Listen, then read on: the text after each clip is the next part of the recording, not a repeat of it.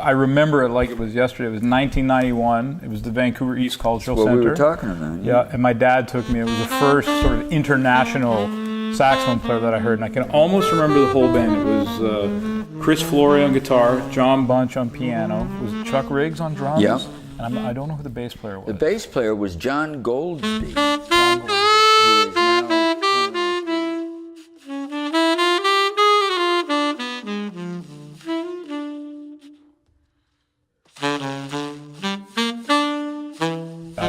Like I said, I remember it like it was yesterday.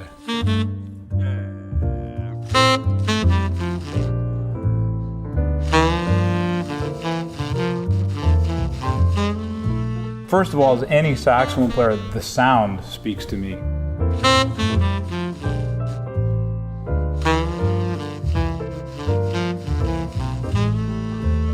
There's something about that sound that is, I don't know, it hits you right in the core, it hits you right in the middle of your body and reverberates through the whole body. It's so pure.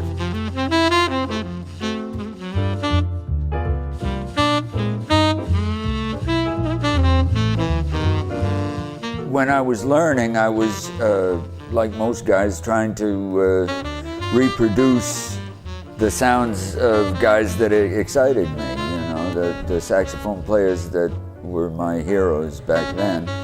And as I've gotten older, it's become more automatic, and now I don't think about trying to sound like anybody else, but all of those guys are there still.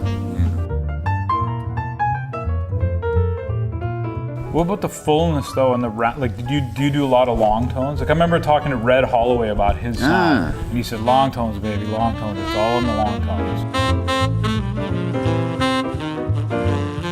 I think he's right. Although I never did a lot of that when I was young. I didn't have the patience, but it would have done me a lot of good.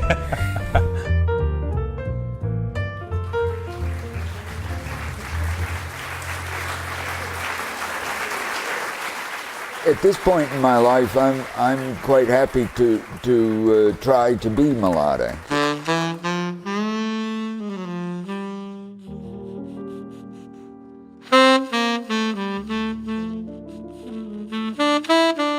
I find I try to simplify things, you know.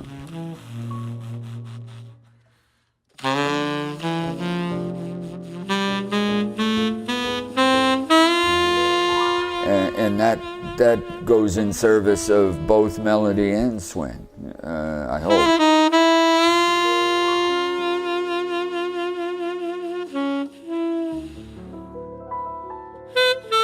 Playing like that is a bit of a lost art, and I think Scott would probably agree. In some ways it's frowned upon if you're not somehow pushing this music forward, and so for him to get up and play the way he does and continue to make music the way he does, I think is extremely special. Just as important as the people who say pushing the music forward is.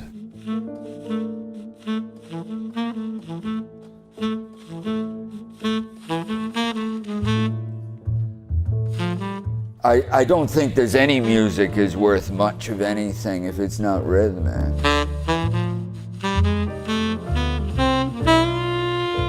There are many different ways of being rhythmic. I mean, it could be very subtle, but whatever it is, I think rhythm should be at the heart of everything you do.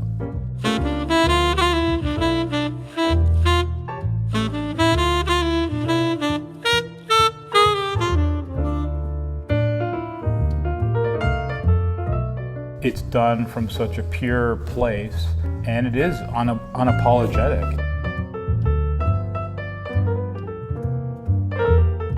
You know, a lot of music today gets away from that, and it doesn't necessarily make it bad, it's different.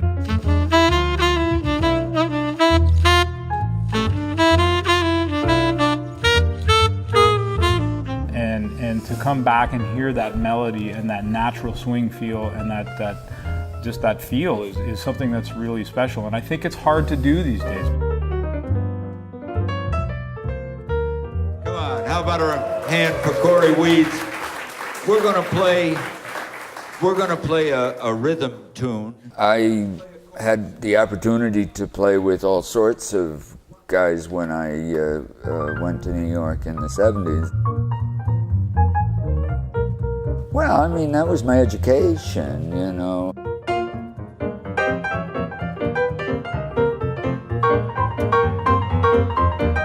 Aside from being kind of a personal thrill, I learned a lot just from being around those guys. You know, I did a lot of different things, and that's always, I think, you always learn a lot from that. You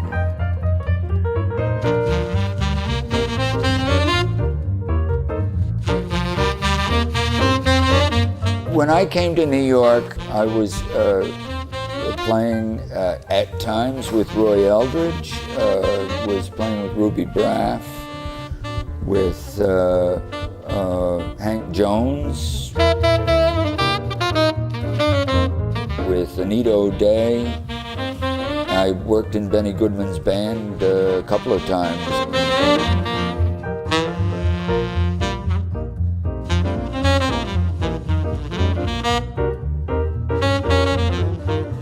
Terry with Red Norvo, I mean, all sorts of guys.